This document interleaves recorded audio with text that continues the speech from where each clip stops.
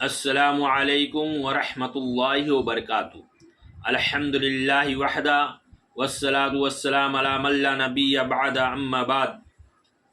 محترم سامعین کرام، رسول اللہ صلی اللہ علیہ وسلم نے فرمایا، جب قیامت کے دن اللہ کے سائے کے علاوہ کوئی سایہ نہ ہوگا، اس دن ایک وہ شخص بھی زیر سایہ ہوگا، وَرَجُلٌ قَلْبُهُ مُعَلَّقٌ فِي الْمَسَاجِدِ، جس کا دل مسجدوں سے اٹکا رہتا ہے، یعنی ایک ایسا نوجوان جو اللہ کی عبادت میں مشغول رہتا ہے، ہر وقت اس کا دھیان، اس کا دل و دماغ مسجد کی طرف لگا رہتا ہے کہ کب نماز کا وقت ہو، کب وہ اللہ کی عبادت کرنے کے لیے مسجد کی طرف جائے، یعنی رہ دے گا۔ اللہ تعالیٰ سے دعا ہے کہ اللہ رب العالمین ہم تمام لوگوں کو قیامت کے دن اپنے عرش کا سایہ نصیب فرمائے، آمین۔ السلام علیکم۔